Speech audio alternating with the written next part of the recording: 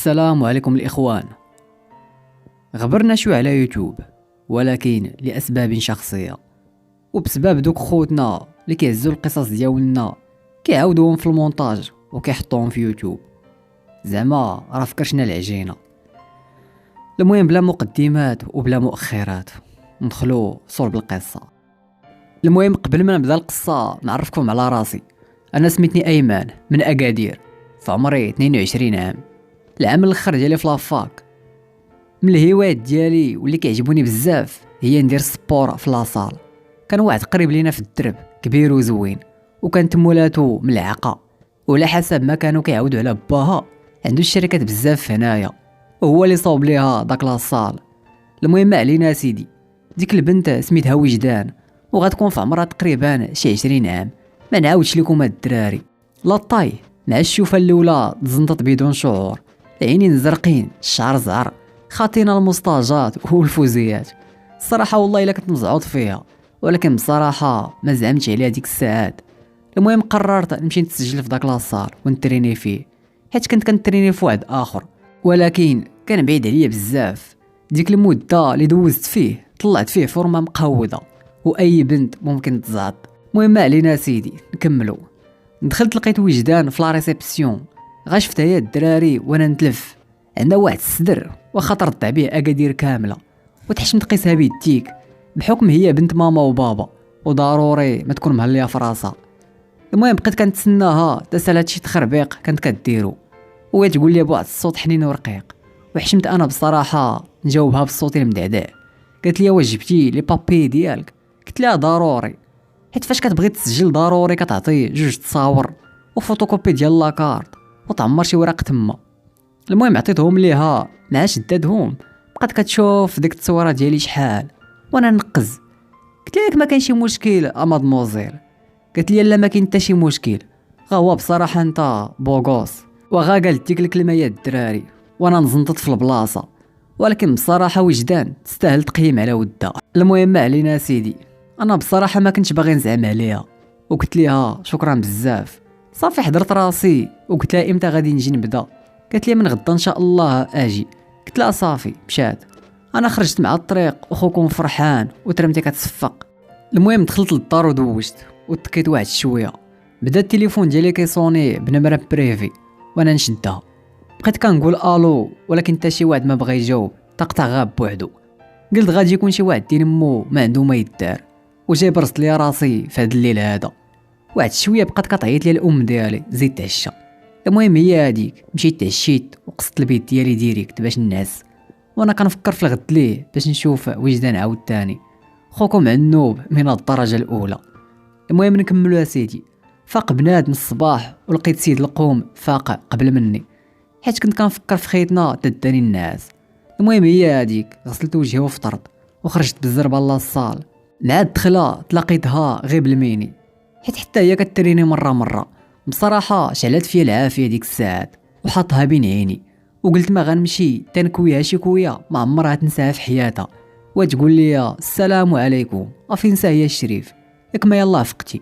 قلت لها بحال علمك الله مازال فيا الدوخه ديال الناس، حيت موالف ما كنفيق حتى 12 ديال النهار، حتى انا معكاز مع كري. قالت لي يا ودي على الراجل وعولنا عليك بكري. قلت لها هادشي اللي عطا الله مادموزيل ما عندنا ما نديرو، وتبعتها بواحد الضحكه لا يرثى لها. المهم قالت لي سير بدل حوايجك، انا غنجي نبدا معاك البروغرام. فاك الدراري، وجدان غتجي تريني معايا؟ لا ما يمكنش. ما بغيتش نقول لها لا، وباللي راه كنت كنتريني في واحد لاصار اخر، حيت بصراحه بغيتها تجي تريني معايا. المهم هي هذيك، بدلت حوايجي وجيت ولقيتها كتسناني، وقالت لي اشنو خاصك دير، وبقات كتعلمني كتطلع وكتهبط تما، وانا الحلكاليز ديالي غادي يخرج من بلاصتو. بنت القهوه هذا عاقت بيا وقالت لي خدم الله يمسخك، نتوما الدراري داكشي فاش حادقين. بقات كتضحك وانا حشمان منها وكنضحك في نفس الوقت. واحد الشعور الدراري بصراحه مقود ديال امو. بقيت كندير داكشي اللي قالت ليا وما بغيتش نخسر ليها الخاطر، وفي نفس الوقت كنفكر كيفاش نقدر نزعم عليها ونهضر معاها، وانا نقول مع راسي واش صاحبي كتقارن راسك بدريه دايره بحال الفرماج في البشره ديالها واللحم عندها رطب؟ حيت كنت كنقيس فيها مره فاش كانت كتريني معايا. المهم دازت ديك الحصه مزيانه، بغيت نخرج وهي تعيط ليا، قالت لي صافي غتمشي؟ قلت لها وهي تقول لي كاع ما دوشتي. قلت لها ماشي مشكل، طال الدار ان شاء الله وندوش. قلت لها تهلاي في راسك، وهي تقول لي يلا بسلامه عليك الزين. وغا سمعت هي الدراري وانا ندور عندها، السيده كتضحك وهي تمشي. بصراحه كرهت راسي في ديك اللحظه حيت ما زعمتش نهضر معاها. خرجت حاقد على الوضعيه، وصلت للدار ودوشت ويلا بغيت ننعس ويصوني ليا واحد عشيري. قال لي اش بالك دوز عندي البرتوش هاد الليله هادي؟ زوعت شويه راه كاين كلشي. قلت لي غا حيدني من البلاصه الصاد ما فيها اللي صار، راني عيان بالبيان.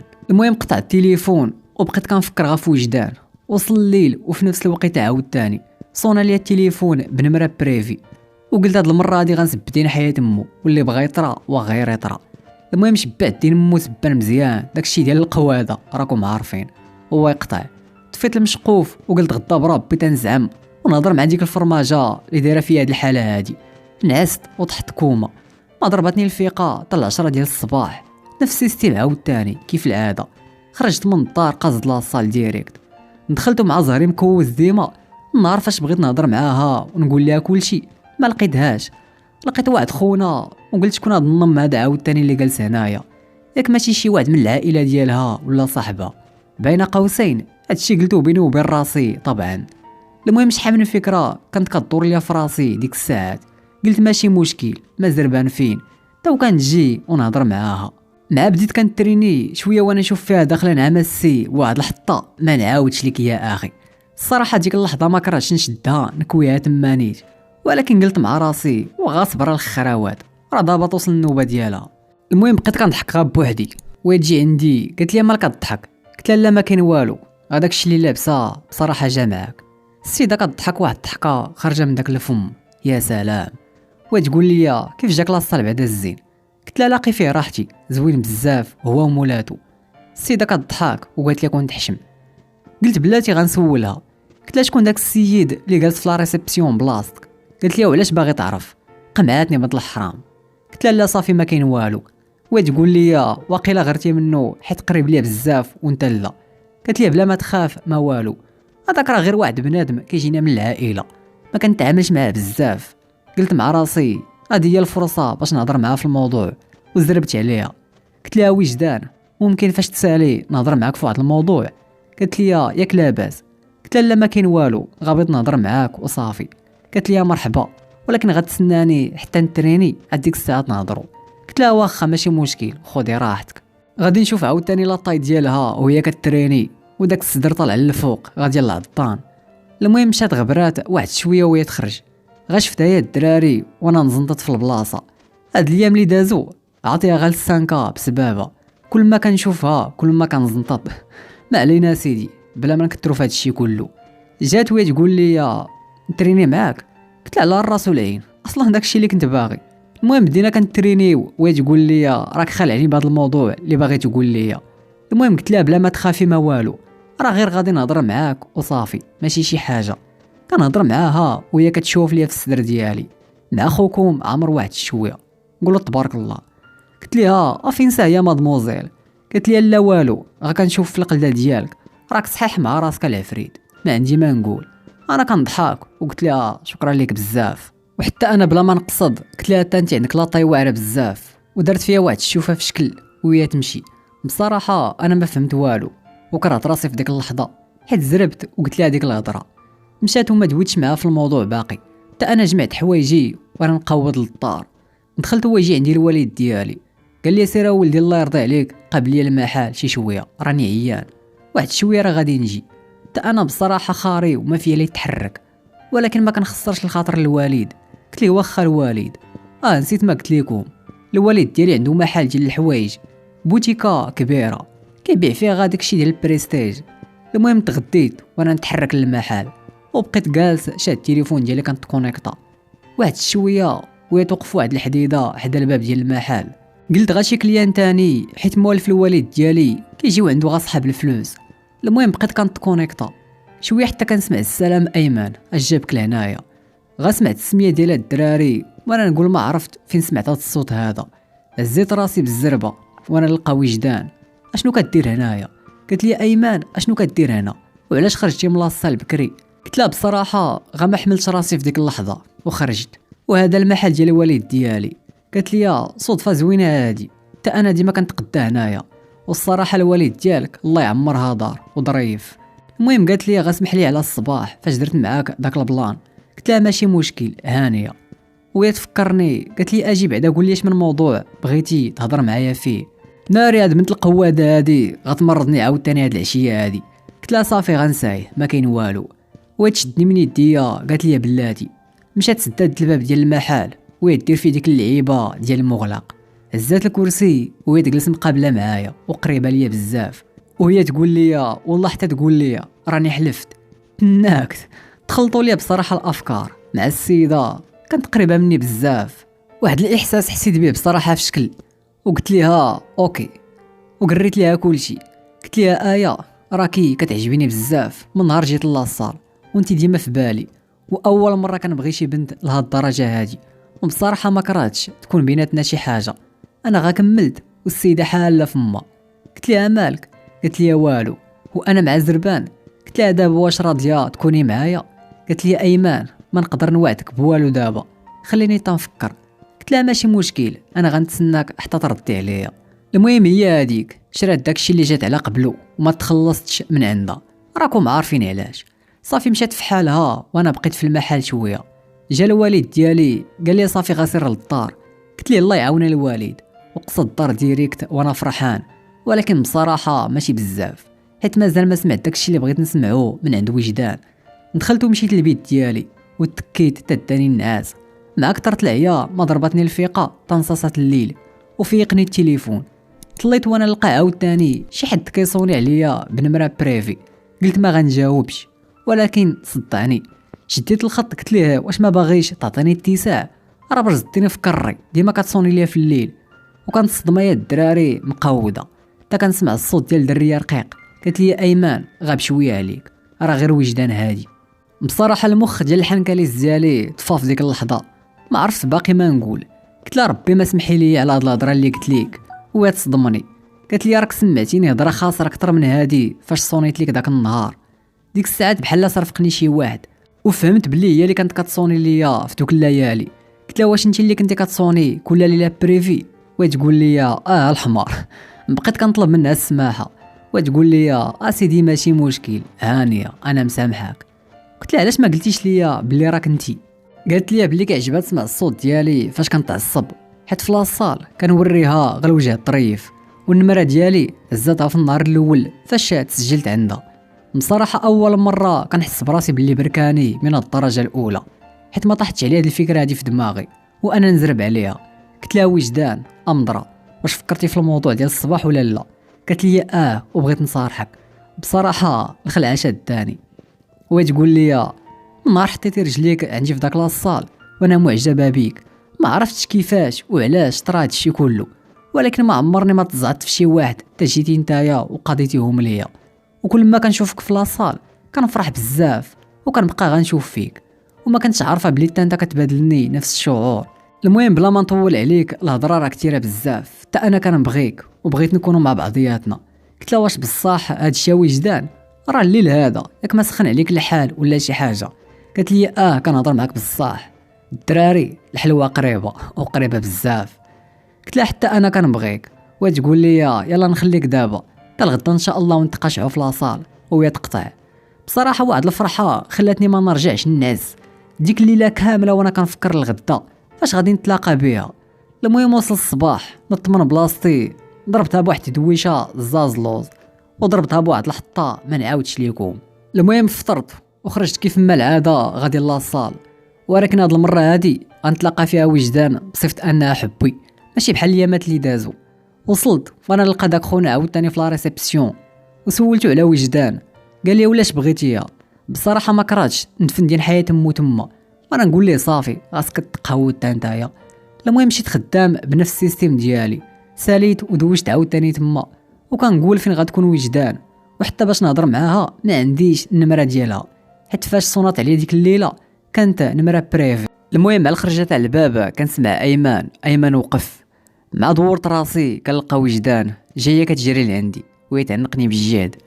قالت لي اسمح لي بزاف تعطلت عليك، راه كنت كنقاد شي حاجه. قلت لها ماشي مشكل. قالت لي انت فين غادي دابا؟ قلت لها لا والو، غادي غير للدار، غنمشي نعس واحد شويه، راني عيان. وانا كنتسنى الليله كامله غا باش نشوفها. اش هاد التناقض هذا كله؟ وتقول لي ما غتمشي فين؟ انا عارضه عليك لواحد البلاصه زوينه. قلت لها لا بلاش، ما كاين لاش، السيده كتحلف تما تنمشيو. وقلت ليها ماشي مشكل يلا. المهم ركبنا في الطوموبيل ديالها، وما نعاودش لكم هاد الدراري الحديده اللي عندنا. صافي تمينا غاديين، توصلنا لشي فيلات كاينين حدا السبيطار. الناس ديال اكادير هما اللي غادي يعرفوا هاد القند هذا، في غير الناس اللي لاباس عليهم. قالت لي نزل، وسولتها اشنو كنديرو هنايا. سكتاتني وقالت لي غنزل وسكت. قلت لها واخا. المهم دخلنا خوتي لواحد الفيلا وما سولتهاش حيت عارف ديالهم، وما نعاودش لكم هاد الدراري كيفاش دايره، كل حاجه في بلاصتها. الدبانه ما كتسمعش الصوت ديالها. قالت لي مرحبا بك في الدار ديالنا. سولتها فين هو باباك وماماك؟ قالت لي بلي عندهم شي شغال برا المغرب ومشاو، وبقيت غير انا بوحدي هنايا. وحتى من الخدامه اللي عندنا قلت ليهم يمشيو عطله. وطفاك الحلوه تنادي يا اخي. وقلت ليها اشنو كنديروا دابا هنايا؟ وهي تنطق. قالت لي بلي ديك الساعات فاش تعطلات كانت كتوجد لي مفاجاه في الدار، وقالت لي سد عينيك وانا نسدهم. بصراحه ما عنديش مع ديك الطرطه الرومانسيه، ولكن نصبروا بسبب الاشباع رغبه سيد القوم. ما علينا سيدي. غطات لي عينيا وتمينا غاديين، طلعنا للفوق، وهي تحيد لي داك الغطا اللي على عينيا، وهي تقول لي مرحبا بك في البيت ديالي. الصدمه هي لقيتها موجوده البيت بحال داكشي ديال الليل الدخله، والطبله ديال العشاء موجوده، والبيت بصراحه كانت مقوده بالبيان. قلت مع راسي كون جيتي تشوفي البيت ديالي كيف داير كنتي غتشنقي راسك. السروال هو الاخر الى حيدتو كنخليه بلاصتو. المهم قلت ليها اشنو هادشي؟ قالت لي هذه هي المفاجاه، اليوم غندوزو انا وياك ليله زاهيه. قلت لها مرحبا، وتقول لي يلا جلس. المهم جلست في الطابله وهي مقابله معايا. انا كنفكر غا في ديك الناموسيه واش غادي نحط فيها الترماحه ديالي ولا لا. كليت بالزربه، ومره كنوكلها وتوكلني، داكشي ديال العشاق نعماس. المهم كملنا وجمعت الطابله، وحتى انا عاونتها وحنا ندخلوا للبيت. شديتها من يديها وعبرت ليها على الحب ديالي، وحتى هي نفس الشيء. كنشوف فيها دوك الشوفات ديالها تشهيتك، وحتى هي نفس الشيء ولكن هي كتر. المهم قلت لها حبيبه راه مشى الحال، غنخليك دابا غادي نمشي، مالين الدار راه غيتشوشوا عليا. درت فيها ديك اللحظه ولد بابا وماما، وانا كنتسنى غتقول لي بقى معايا، وتقول لي ما غتمشي فين، غتبات معايا اليوم. قلت لها وجدان ولكن. قالت لي ما كاين لا ولكن، غتبات معايا، هي غتبات معايا. قلت لها ما غاديش نردها في وجهك. صونيت في البلاصه الوالده، وقلت لها بلي راه غادي نبات عند واحد صاحبي وبلا ما تخلعوا عليا. السيده كتضحك وقطعت، وتقول لي كتعرف تكذب المسخوط. قلت لها اي والله يسمح لينا. صافي شويه وتقول لي اش بان لك حبي نتفرجوا في شي فيلم. قلت لها واخا هي هذيك. جرتني من يديا ولحتني فوق الناموسيه، قالت لي تسنى انا جايه. وانا بصراحه البوعلام ديالي وصل لحد الاقصى في التزنطير. شويه ويتخرج عندي بواحد البينوار صغير، وفي خاضها اول مره نشوفهم عريانين، والصدر حتى هو. يا ربي شنو هادشي؟ واش انا كنحلم ولا شنو؟ جات حدايا وهي تكا فوق الصدر ديالي، وهي دير واحد الفيلم، داكشي من نتفليكس، واحد الفيلم غادي للحلوه، ندير امها حتى هي كتقلب غا معامن. انا بصراحه بقيت مصدوم. وجدان اللي كنت كنشوف في لاصال ماشي هي وجدان اللي ناعسه حدايا دابا. المهم بقينا كنتفرجوا، وكل مره كتكون شي لقطه زائد 18 في الفيلم كتجي كتجربها فيا انايا. واحد شويه قالت لي بلي جا الملل، وانا نطفي ديك التلفازه وبديت كنشوف فيها دوك الشوفه ديال تشهيتك، وحتى هي فهمت راسها، وبديت كنفلورتي معاها بدون احساس، وهي تشعل لي السيده مسكينه محرومه بزاف، ولكن اليوم انقاضيهم ليها. المهم دخلنا في الممارسه الهورنوغرافيه، وبقينا خدامين تقريبا حتى لديك 4 ديال الصباح. دخلنا عاوتاني للدوش، وتما عاوتاني درنا واحد البساله خفيفه. ما علينا سيدي. ملي خرجنا مشينا نعسنا ديريكت. لغد ليه فقت بكري ولبست حوايجي وخرجت بلا ما نفيق وجدان. وصلت للدار وحتى شي واحد ما هضر معايا، حيت ديجا قلت لهم فين بت. شويه بدا التليفون ديالي كيصوني، وعرفت واش وجدان هي اللي كتصل. قالت لي فين مشيتي؟ قلت لها بصراحه غير ما بغيتش نفيق كحبيبه وصافي، داكشي علاش خرجت وما قلتهاش ليك. السيده بقات كتهلل عليا تما، وهي تقول لي العشيه عاوتاني غادي تبات معايا، راه ما كاينينش مالين الدار. قلت لها بصراحه غير هضريني، راه ما نقدرش، وطفيت عليها التليفون. الصراحه كرهت راسي حيت تقبتها، واخا هي بالنسبه لي عادي وما قالت والو، ولكن ديك الساعات ما كانتش عارفه شنو كتقول. ولكن دابا اللي عطا الله عطاه. المهم هي هذيك، بقيت جالس، وصلت العشيه قلت غادي نمشي لاصال، خوكم لونطريما ديما. وفي الطريق ديالي تلاقيت مع وجدان، كانت غاديه حتى هي لاصال. قالت لي طلع نوصلك معايا. قلت لها لا ما كاينلاش، لاصال غا حدانا، فين غادي نطلع؟ قالت لي ودي غطلع للطوموبيل، راه بغينا نهضروا واحد شويه. المهم هي هذيك، طلعت وقلت ليها اشنو. قالت لي علاش قطعتي عليا التليفون الصباح وما بغيتيش نباتو بجوج؟ قلت لها بصراحه انا تنادم معايا الحال، حيت بت معاك البارح وما كنتش ناوي ندوزك، ولكن انتي اصريتي عليا وما عندي ما ندير. صدماتني بنت القواده بواحد الجواب ما كنتش متوقعه. قالت لي بلي داكشي راه عادي بالنسبه ليا، حيت انا كنبغيك بزاف وما كرهتش تولي ديالي وحلالي. اش هاد النم هذا؟ واش داويه من نيتك بنت الناس؟ قالت لي من نيتي، السيده بغاتني نتزوج بها، اللي ما بغيناش. بنت القواده بغات تلصق فيا بزز. بصراحه ما بقيتش عارف اش ندير. قلت لها الليله نجي عندك تاني تما ونهضروا، يلا بسلامه عليك. المهم رجعت للدار وما بقيتش مشيت لاصال كاع، بقيت غا كنفكر شنو هاد الوحله هادي. ولكن الصراحه كنحس بلي حتى انا كنبغيها، واخا دوزتها وغندوزها عاوتاني هاد الليله هادي. مشيت عندها للدار معطل شويه، لقيتها موجده العشاء. قلت لها معشي بالصحه والراحه، غير اجي نهضروا بجوج. المهم بقينا كنهضروا، وقلت لها بالصراحه بلي حتى انا باغي نتزوج بها حيت كنبغيها. السيده عندها الزين، عندها لاطاي والصرف من الفوق نعماس. السيده فرحانه بزاف، وبقوه الفرحه نقزات عليا وبقات كتفلورتي معايا.